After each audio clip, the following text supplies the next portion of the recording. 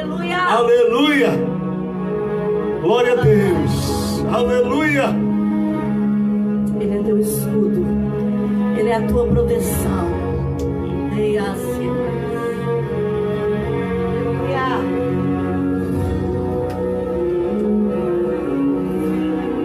Por toda a minha vida,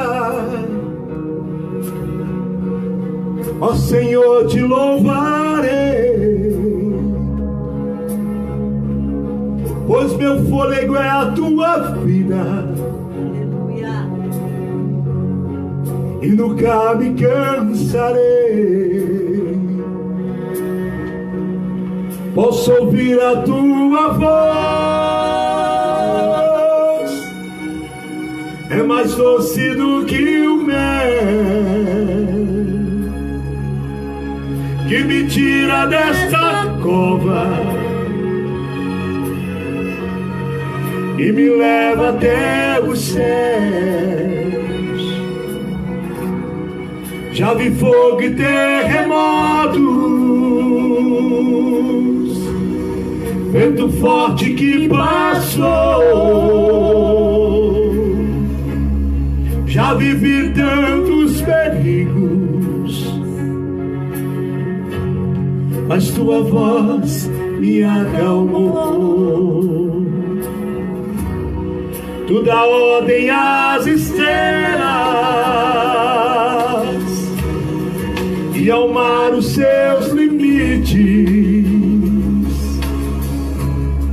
Eu me sinto tão seguro no teu colo altíssimo. Não há ferrolhos nem portas que se fechem diante da sua voz. Não há doença nem culpa que fiquem de pé diante de nós. E a tempestade se acalma na voz daquele que tudo criou, pois sua palavra é pura, escudo para os que nele creem. Oh, aleluia. Oh, aleluia. Santo é o teu nome, Senhor. Oh, aleluia. Tu és maravilhoso, Deus. Como é bom repousar confiando em ti, sabendo que tu estás conosco. Aleluia. Não há ferrolhos nem portas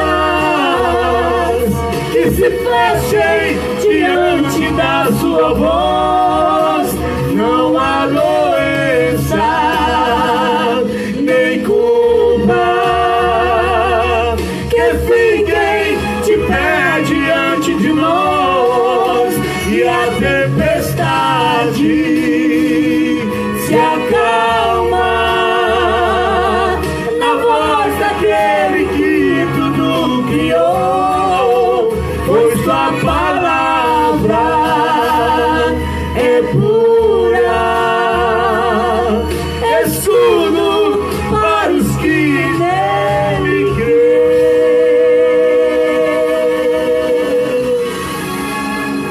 Aleluia, aleluia. Pai, nós te louvamos, Senhor. Nós te engrandecemos, aleluia, Pai, por sentir a tua presença em nós, por sentir que tu estás conosco em todo o tempo. Aleluia, nós queremos te pedir, Senhor, que a tua palavra alcance vidas nessa noite.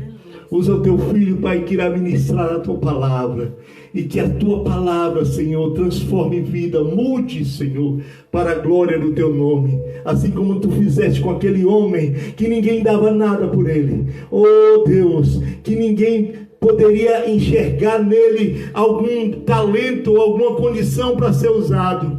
Tu transformaste a vida daquele homem, Senhor, e foi um obreiro aprovado por Ti e fez a Tua obra naquele lugar. Usa-nos, Senhor, conforme a Tua vontade. Capacita os Teus filhos, Pai. Em nome de Jesus, fale conosco.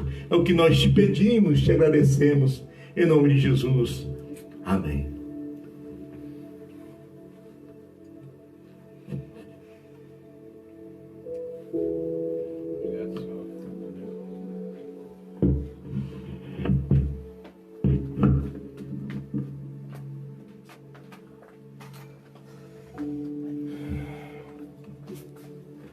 Meus queridos irmãos, a graça e a paz do Senhor Jesus a todos. Amém. Você percebe a nossa alegria, a nossa emoção de estarmos aqui mais uma vez, e hoje de maneira muito especial, e espero que recorrente a partir de agora, com a presença do pastor Edinho. Eu não tenho dúvida de que os irmãos estavam com muitas saudades, e quando a gente ouve essas canções sendo executadas por essas vozes, né, que são assim a imagem inicial e a voz inicial dos filhos da graça, a gente sente uma saudade imensa. Mas se Deus quiser, em pouco tempo a gente estará de volta se reunindo, mas claro, quando houver segurança para que a gente realize reuniões de modo que a vida, que é o mais importante, seja preservada. Então, ao Deus dos céus seja toda a nossa manifestação de louvor, ao Deus dos céus seja toda a nossa manifestação de adoração, seja toda a palavra carinhosa, seja toda a intimidade mais dengosa, como de uma criança que, ao perceber a presença do seu pai, sente segurança e o derramar do seu amor sobre ela. Ao Deus do céu seja o nosso culto, seja a nossa reverência, seja cada canção, seja o mais perfeito louvor, a mais excelente adoração, para que sejamos instrumentos verdadeiros da sua glória para sempre. Eu quero cumprimentar a todos os irmãos, a todas as pessoas que carinhosamente e generosamente estão nos assistindo esta noite, fazendo parte desse culto, no mesmo espírito, com a mesma compreensão, buscando as mesmas coisas. É em torno do nome de Jesus que nós estamos, é cercando esse nome e buscando os princípios que são estabelecidos por sua palavra, que a gente se estabelece na vida, que a gente se encontra, que a gente busca. Então, que essa seja uma noite também, assim como tantas outras, muito especial para a glória de Deus. Amém? Hoje também é um dia especial, porque é dia dos pais, né? Pelo menos é o dia em que se comemora, se celebra de forma especial a figura paterna. E eu quero parabenizar a todos os pais que estão nesse instante diante do seu aparelho, por essa data rica, por essa data especial, que apesar de ser uma data, quando a gente dá esse olhar comercial, ser uma data que busca essas melhoras no que diz respeito à vida financeira de um estado, de um país, a gente aproveita esse tempo, aproveita esse dia para poder estar mais perto também e comemorar de uma forma especial essa figura humana, paterna, que espero em Deus tenha te abençoado tanto durante toda a sua vida. E sobretudo, se a gente alguém porventura não teve um pai a contento que cumprisse esse seu papel, além de uma ação biológica, que o Deus Pai Todo-Poderoso esteja abençoando o seu coração hoje, para que o nome dele também seja glorificado nisso. Ok? Quero convidar você para ler a palavra de Deus, onde nós estaremos refletindo essa noite o texto base do primeiro livro de Samuel, capítulo 16, versos 17 a 19. 1 Samuel, capítulo 16, versos 17 a 19.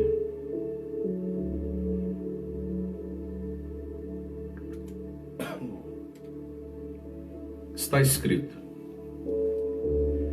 Disse Saul aos seus servos: Busca-me, pois, um homem que saiba tocar bem, e trazei-mo. Então respondeu um dos moços e disse: Conheço um filho de Jessé, o belemita, que sabe tocar, e é forte e valente, homem de guerra, sisudo em palavras e de boa aparência. E o Senhor é com ele. O Senhor é com ele. Saul enviou mensageiros a Jessé, dizendo: Envia-me Davi, teu filho, o que está com as ovelhas.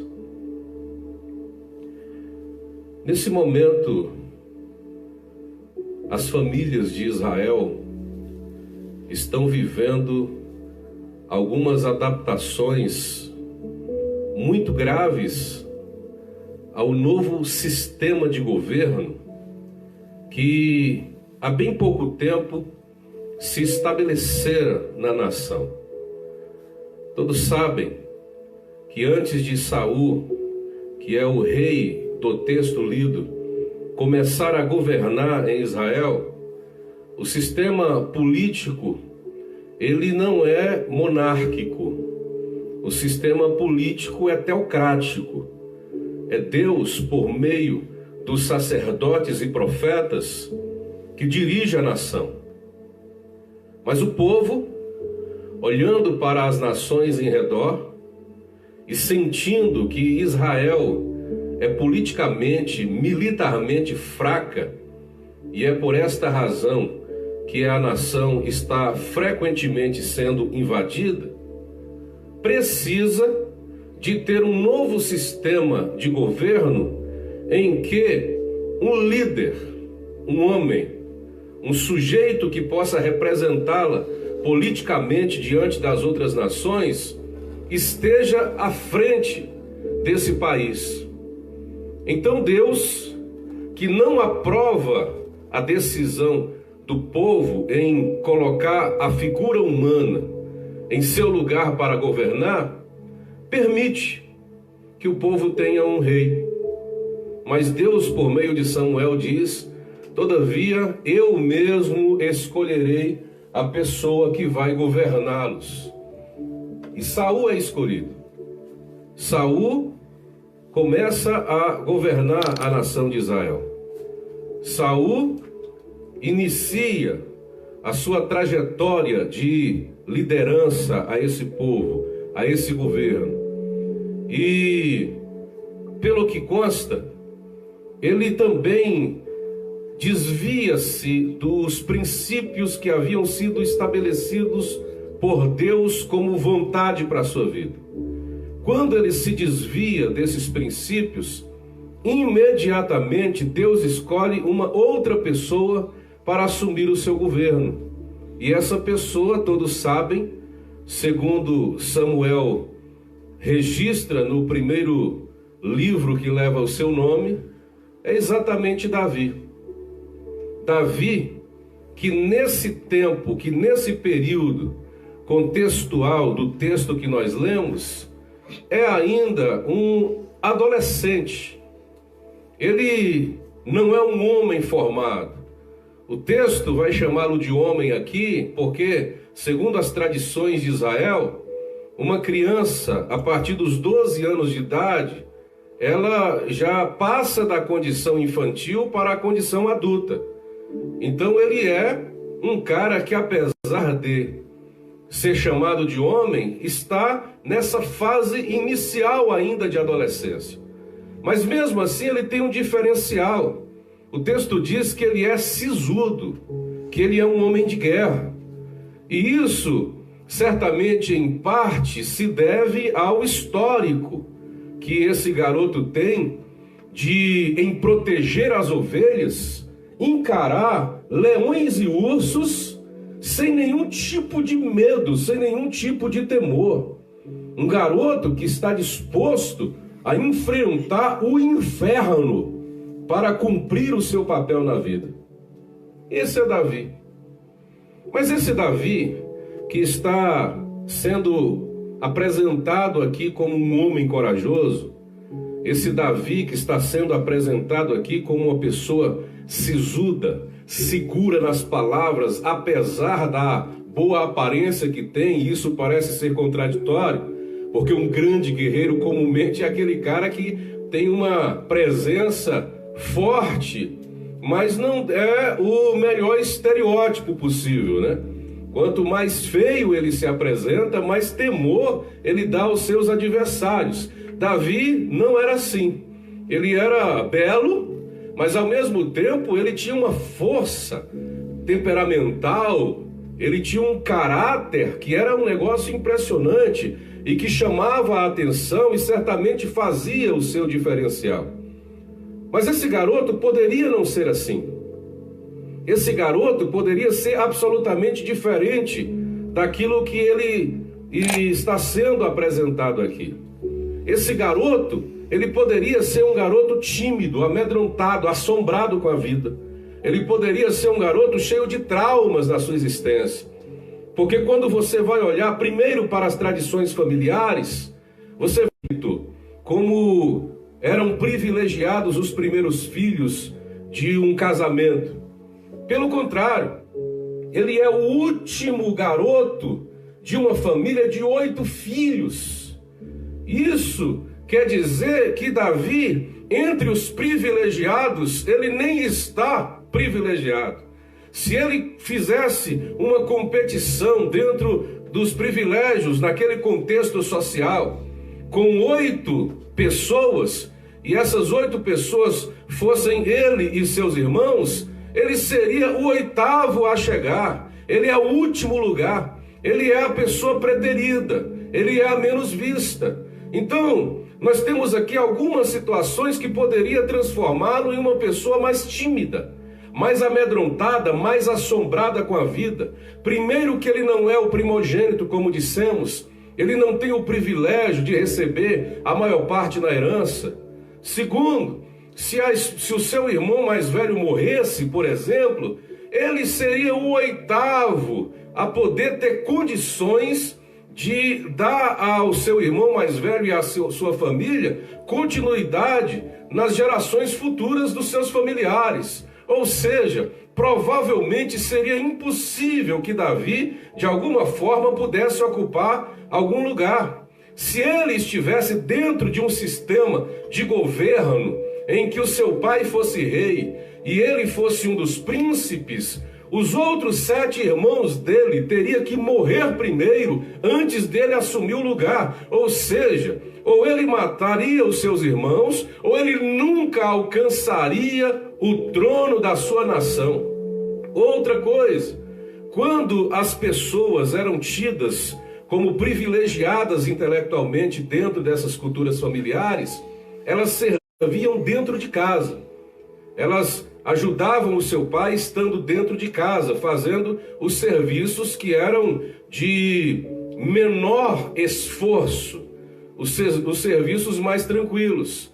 Quando ela não tinha tanto privilégio intelectual, ou fosse olhado pelos seus familiares como alguém de capacidade inferior, normalmente essa criança ia servir cuidando de ovelhas, cuidando das plantações. Ela ia para o sol causticante daquela região palestina.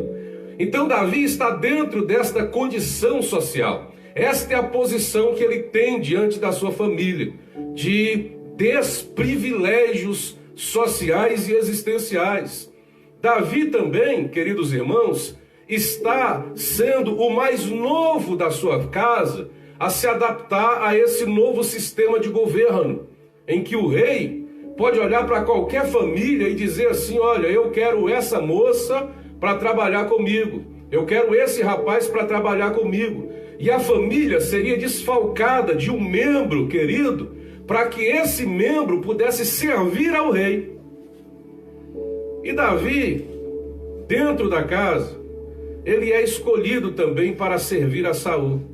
Apesar de ser escolhido pelo seu talento, apesar de ser escolhido pela sua capacidade, ele está vivendo nesse processo adaptativo de um novo sistema de governo que não era fácil para as famílias e muito menos fácil ainda para uma criança, como ele ainda era. Porque Saul, quando começa a governar em Israel e faz essa transição de sistema político, Saul tem cerca de 40 anos ou 42 anos e Davi tem apenas 5 ou 6 anos de idade.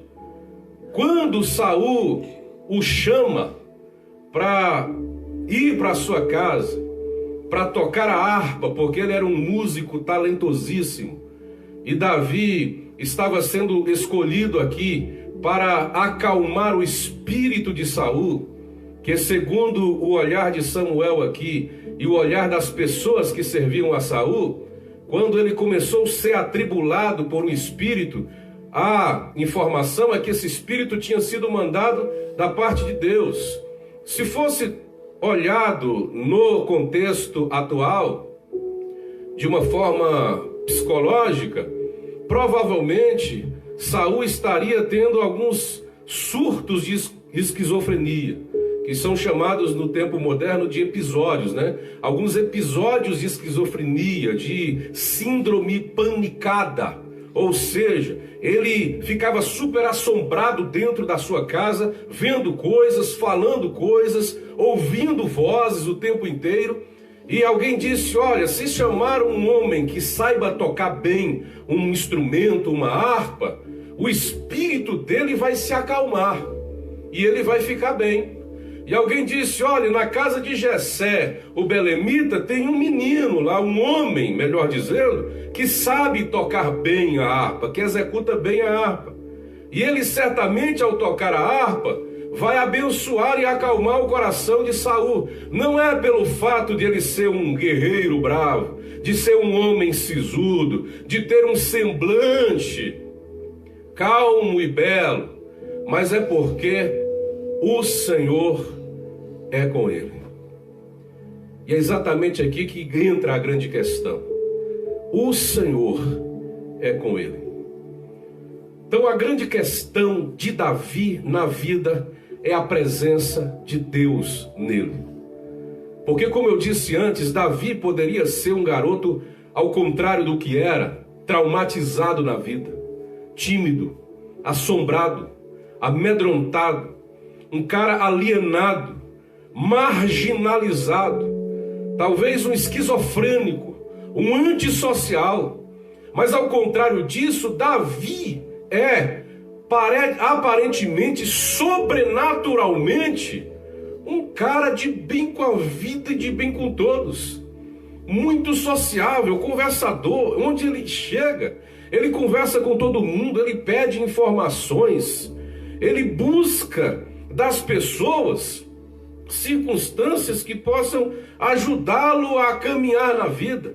Ele toca bem, ele canta, ele tem prazer de fazer músicas que adorem ao nome de Deus, como por exemplo, O Senhor é o Meu Pastor, que a maioria dos estudiosos acredita que ele compôs quando estava exatamente tendo a sua experiência como pastor de ovelhas. Então as circunstâncias adversas que poderiam justificar um distúrbio psicológico na vida de Davi não tiveram poder de demovê-lo da vida social, de demovê-lo da vida espiritual, de demovê-lo da vida psicológica, de demovê-lo da vida emocional, porque ele deixou, ele permitiu e ele buscou o poder da presença de Deus para que o seu coração fosse totalmente possuído por ela. O Senhor é com ele, é um diferencial, querido. o Senhor é com ele, pode transformar a tua vida esta noite. O Senhor é com ele, pode te fazer dar um passo além do lugar onde você parou e estacionou. O Senhor é com ele e pode te fazer ultrapassar esses limiares que a vida estabeleceu para você, dizendo: a partir daqui você não caminha mais, daqui para diante você não vai mais. Deus pode derrubar com você as muralhas de Jericó, fazer com que os leões fechem as suas bocas, fazer com que o mar vermelho se abra, com que a fornalha de fogo não tenha poder de te queimar, porque o Senhor é contigo. O Senhor é com ele e faz um diferencial. Então como é que Davi vai encarar esse o Senhor é com ele, para não permitir que todas essas circunstâncias favoráveis ao seu amedrontamento, à sua timidez, ao seu assombro, não influenciem negativamente a sua vida? Primeiro, Davi, ele não vai permitir a incredulidade alheia lhe paralisando. Ele não vai deixar que as opiniões exteriores influenciem de tal maneira a sua emoção que o paralise na vida. Porque o maior desafio de Davi, quando foi enfrentar logo depois o gigante Golias, não era Golias. Ele já tinha esse desafio da sua vida social, da sua vida familiar, que poderia inferiorizá-lo diante daquele gigante. Ele olhou os maiores guerreiros de Israel, os mais fortes, os mais avantajados, os mais hábeis, os mais poderosos, os que tinham as melhores espadas, os que estavam mais bem armados, todos escondendo do gigante Golias. E ele era ainda esse garoto de semblante suave, que conversava com todo mundo. Ele queria saber o que está acontecendo em Israel. Ele ainda era o garotinho preterido da sua família, porque o seu irmão dizia: cala a boca, o que você quer saber? Volta para sua casa, esse lugar aqui não te cabe. Davi voltou, Davi se intimidou. Ao ouvir a voz do gigante, ele estremeceu. Não, ao contrário disso, ele disse: esse incircunciso está falando bobagem demais. Ninguém pode desafiar o Deus de Israel e permanecer impune. E ele foi em busca da recompensa do rei para lutar contra aquele grande gigante na sua vida. Queridos, todos nós temos gigantes na nossa vida. Agora, o modo como nós encaramos esses gigantes vai fazer toda a diferença. Você ouve a voz do gigante quando ele diz: é esse menino velho que vocês mandaram para lutar contra mim? Uma criança, um menino pequeno. O estereótipo dele é desfavorável a ele. Ele nem cara de mal tem. Como é que vocês me mandam uma criança armada para bater em cachorro, como esse garoto está vindo contra mim? É a voz do gigante dizendo o tempo inteiro a você: você não tem tamanho, você não tem força, você não tem habilidade, você não tem arma, você não tem estrutura, você não tem estereótipo, você não tem nada que te possa fazer vencer esta guerra. Essa é a voz do gigante. Mas a voz de Deus no coração de Davi está dizendo: eu já venci esta batalha. When I shanda wismin, Hizaralaweza baigen furbias, Hashanara lautinegas, Hiniriliuviais bespiriamas.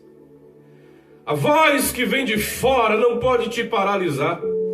As opiniões alheias não podem destruir o poder que Deus já tem manifestado à tua vida. Ouça a voz interna, a voz de Deus, a voz do Espírito Santo no teu coração dizendo: você consegue, você consegue, você pode, você é capaz.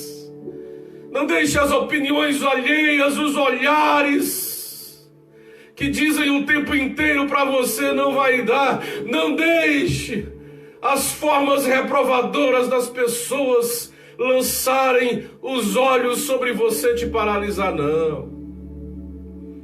Os gigantes da vida podem ser vencidos quando nós não permitimos que a incredulidade alheia nos paralise.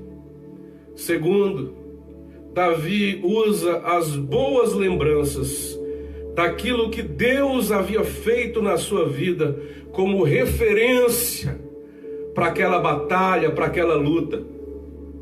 É o que ele disse a Saul: eu já venci um leão, eu já venci um urso na mão, quando eles tentaram matar as ovelhas que estavam sob meus cuidados.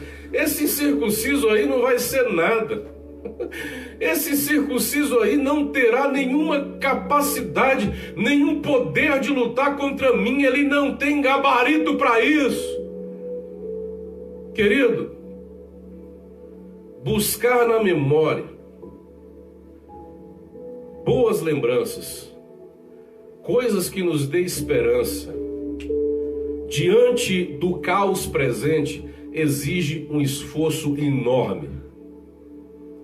Porque a nossa tendência é olhar para a situação presente, para os muros caídos, para os palácios derrubados, como Jeremias olhava quando escrevia o livro das Lamentações, para as casas desterradas, para as famílias desabrigadas, para os filhos que haviam sido sequestrados, para os velhos morrendo à míngua às beiras das estradas, para os campos que não tinham quem pudesse plantar mais mantimento, para as feiras vazias, para as praças em silêncio, para músicas silenciadas, para as vozes dos profetas que não existiam mais.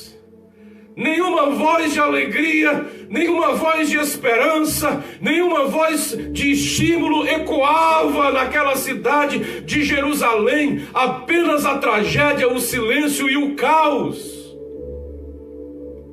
E Jeremias dizia: eu quero trazer à memória somente aquilo que pode me dar esperança. Trazer à memória presente, ao tempo presente, memórias que possam dar esperança exige muito esforço. Principalmente quando a vida daquela pessoa é agravada com tanta rejeição e sofrimento como foi a vida de Jeremias. De não ser ouvido, de ter as suas profecias rejeitadas, de ter os seus trabalhos reprovados.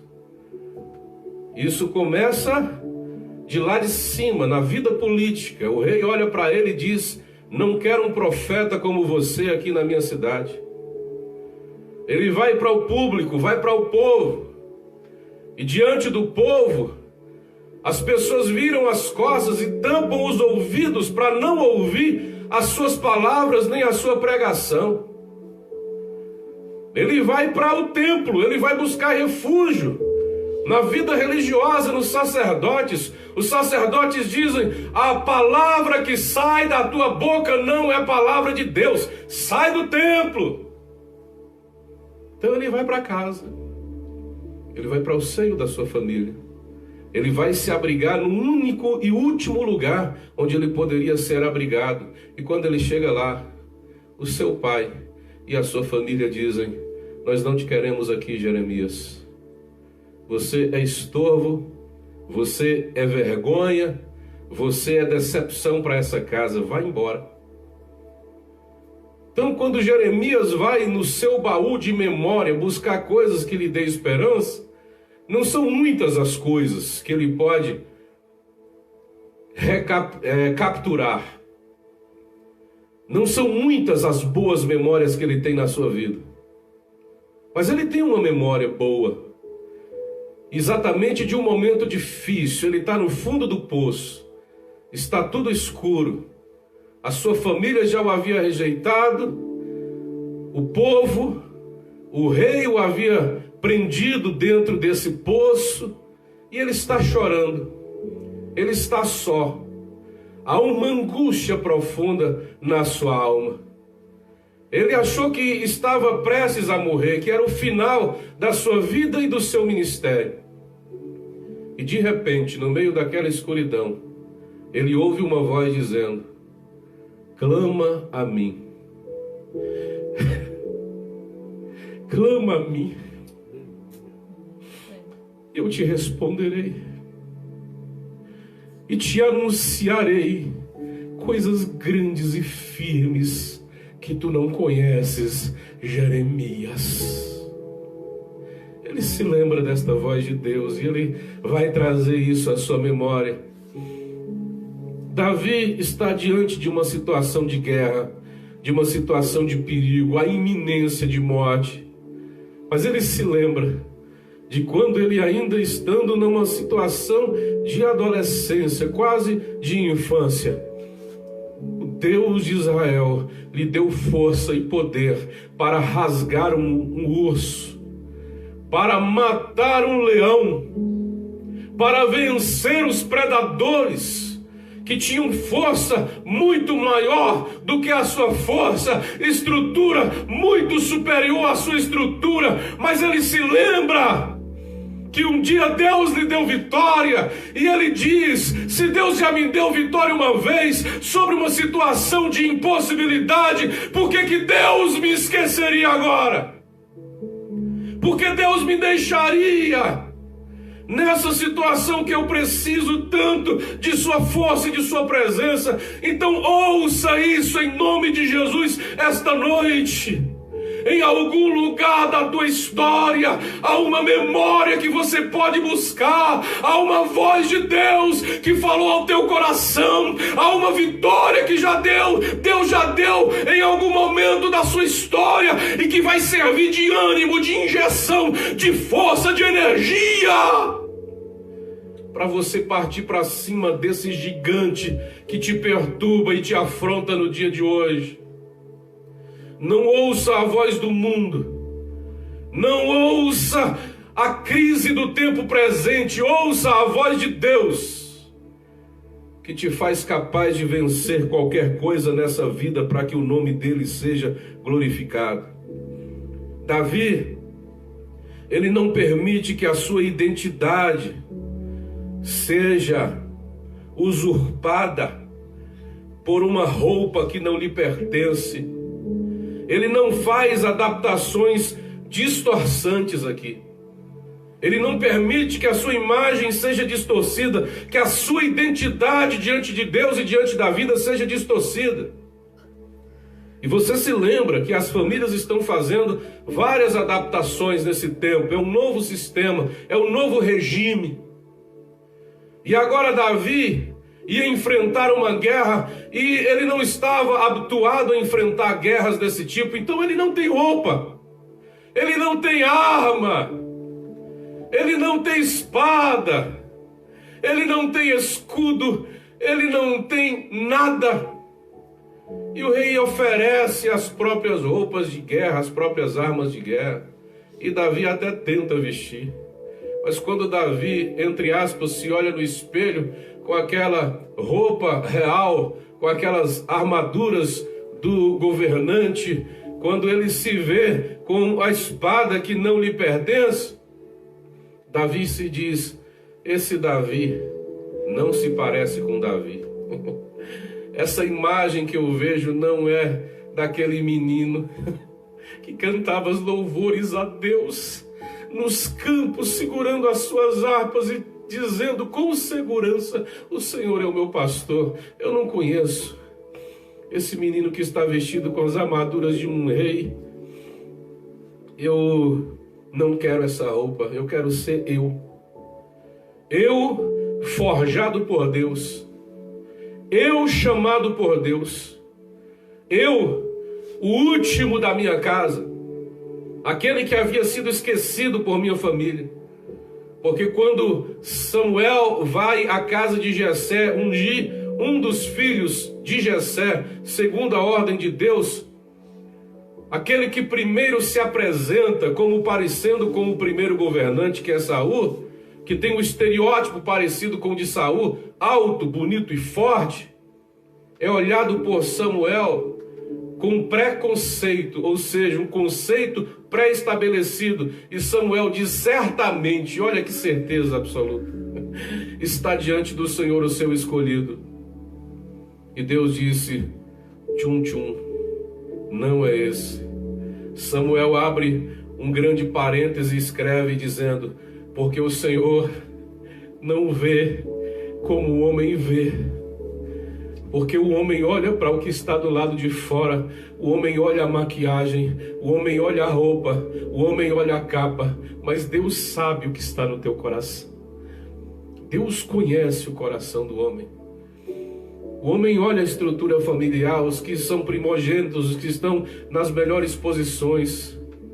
Mas Deus está vendo o menino que está no campo, cantando louvores com a sua harpa e trabalhando debaixo do sol escaldante. Deus está vendo tudo.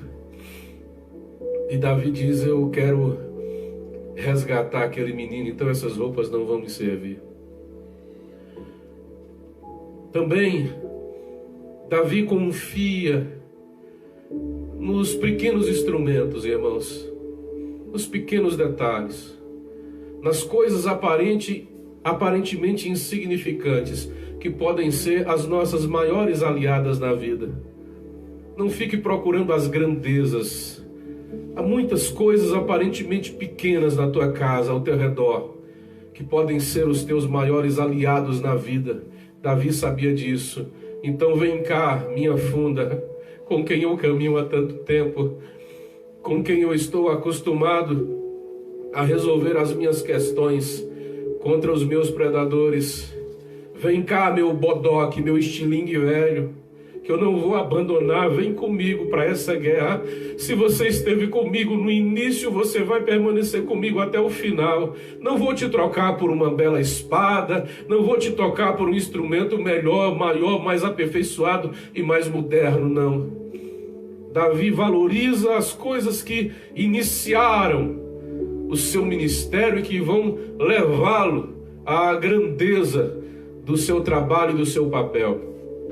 Como às vezes a gente não consegue fazer. Quando a gente chega a um determinado patamar na vida, a gente se esquece das coisas ou até das pessoas que a gente acha que não são tão significantes para o tempo presente. Mas Davi sabe valorizar as coisas que parecem ser insignificantes.